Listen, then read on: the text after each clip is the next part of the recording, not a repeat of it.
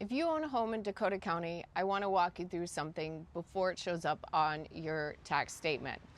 Not to alarm you, but just so that you understand why it's happening.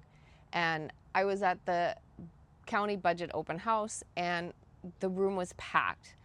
The short version is the state has been shifting the cost of mandated programs onto the counties without sending new money to cover it. And that cost eventually lands on your property tax bill. So I'll show you exactly what's being proposed for 2027 and what's it's actually based on. So what's actually happening is Dakota County's board has to set a maximum 2027 levy by September 22nd. That number can be lowered but not raised before the final vote on December 15th. So 3 scenarios are on the table. The first one is a 21.2% tax levy, which equals out to about $167 per home as a tax increase. And then it's paired with $5.4 million in expenditure cuts and 10 net staff reductions. Scenario 2 is 18.7% levy with $145 a year per homeowner, $10 million in cuts, 23 staff reductions, or a 16.3% levy, $123 a year per homeowner, and $14.5 million in cuts, 53 staff reductions.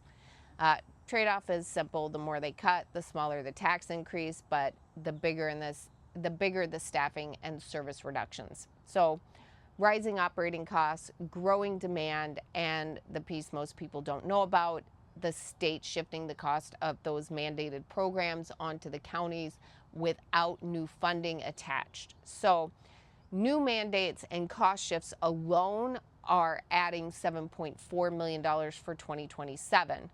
Growing costs and for already mandated programs add another $3 million, so roughly $10.4 million in new state-driven cost pressure for Dakota County next year.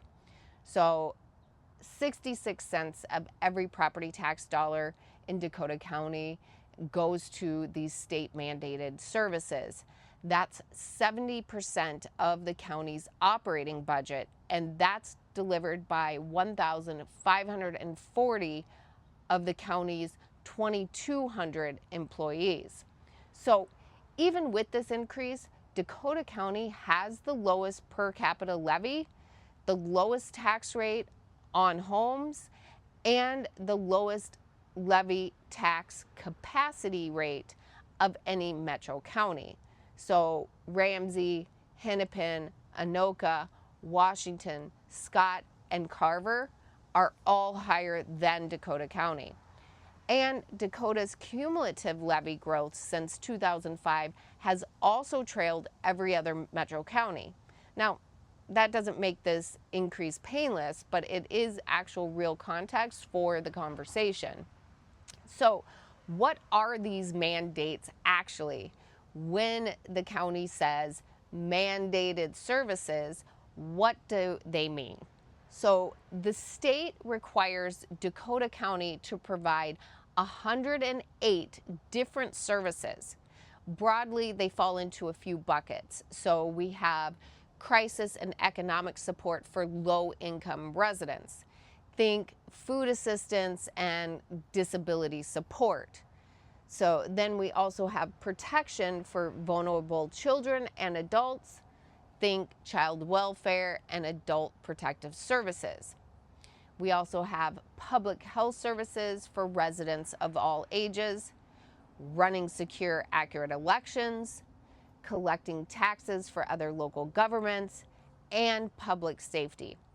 I don't have a full itemized list of all 108. The county didn't hand that out, but here's what I do have. The specific new costs hitting the 2027 budget straight from their own handouts. I do have that. So you'll be looking at things like the African American Family Preservation and Child Welfare Act. We've got the SNAP administrative and benefit costs. We've got long-term supports and services, community corrections funding, court-appointed attorneys, regional treatment center costs, out-of-home placement, and social services grant reductions. Altogether, that's about $10.4 million in new state-driven cost pressure for Dakota County next year alone. And you can see the exact breakdown here on the screen. So I'm not going to tell you which of these matter more or less than any others. That's not my call to make. But I genuinely like more detail on some of these than the handout gave. Like specifically what's driving the long-term supports and services shift. That's the single largest line item. And that's a question for the county commissioner, not for me to guess at. And where this connects to the state's bigger fiscal picture is, I did ask at the open house whether any of this connects to the fraud issues that have hit Minnesota's social services programs. And county staff didn't have a direct answer for me, but to be fair, that fight is happening one level up between the state and the federal government. So Minnesota's Feeding Our Future case involved about $250 million fraudulently taken from a federal child nutrition program, which everybody is aware of.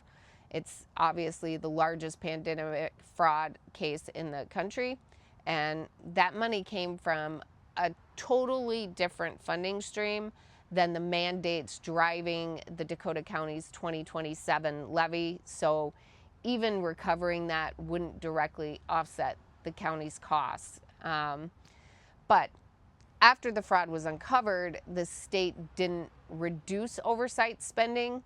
It added a new office of inspector general, a new general counsel's office, and outside firms for financial reviews, on top of continuing the underlying program funding.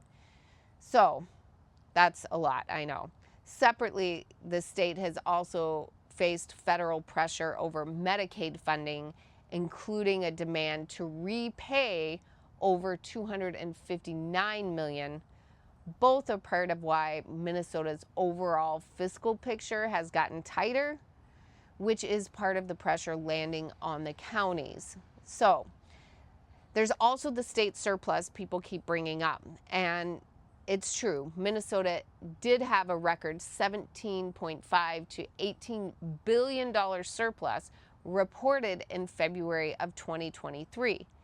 That legislative session, spending increased by roughly 37%. New and expanded programs got funded.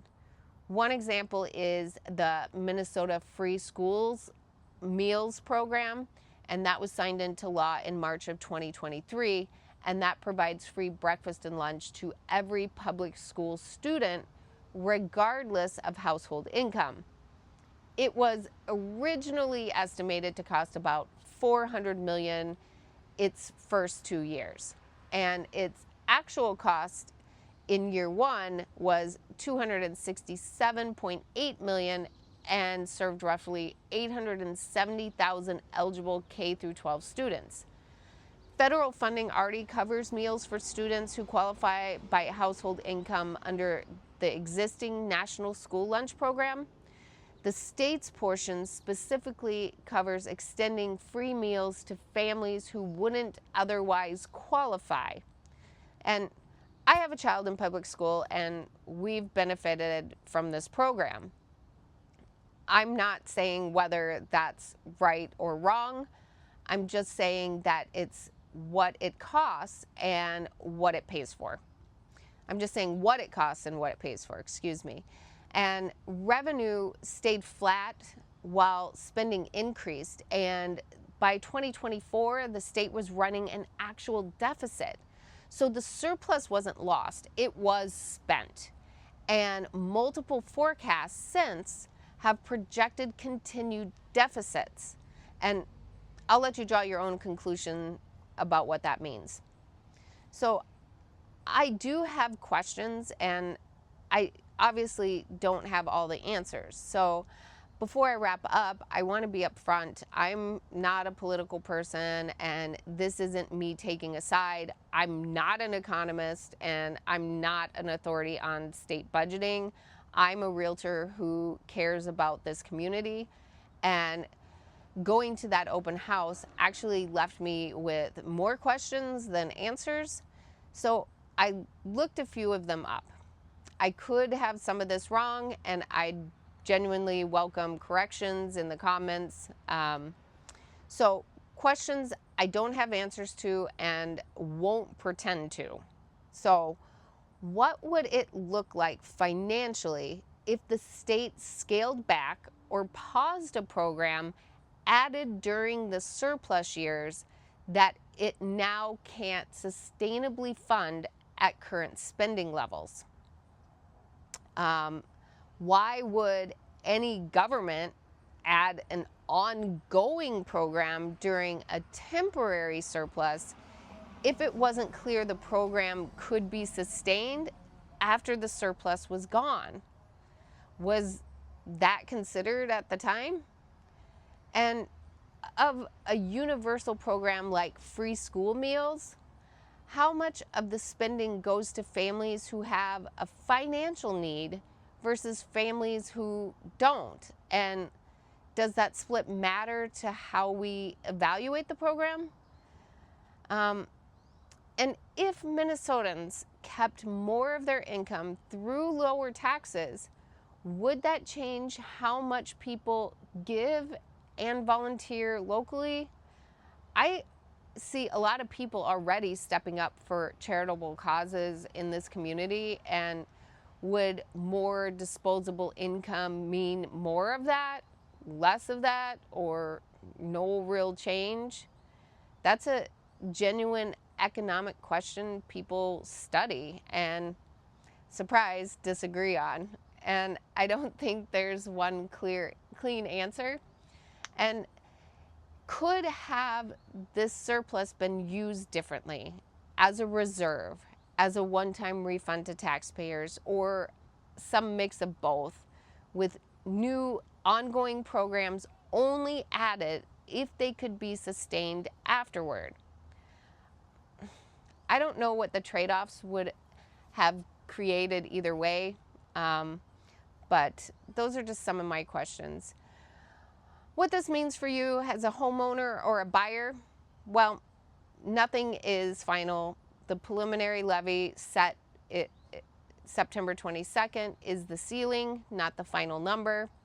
If you're planning to sell in 2027, expect this to be a talking point buyers raise. Build it into your pricing and timeline conversations now. And if you're buying, factor a realistic property tax trajectory into your affordability math, not just today's number. And practical steps you can take. You can attend the remaining open houses, September 10th in Apple Valley, December 1st in Hastings, or submit written input before September 22nd if this affects your decision making. So I'll keep tracking this as the county finalizes numbers this fall, and I'll have a full property tax breakdown ready when Dakota County's proposed tax statements go out. If this is the kind of thing you find useful, I break down laws and proposed legislation that affect homeowners on this channel, and so you can check out some of my videos about capital gains, insurance, housing policy. Take a look around if you want more of this, and if you want to know exactly what any of this could mean for your specific situation, reach out. that's a conversation I'd be happy to have with you. And if you know any more about this than I do, I genuinely like to hear about it in the comments. We'll see you next time.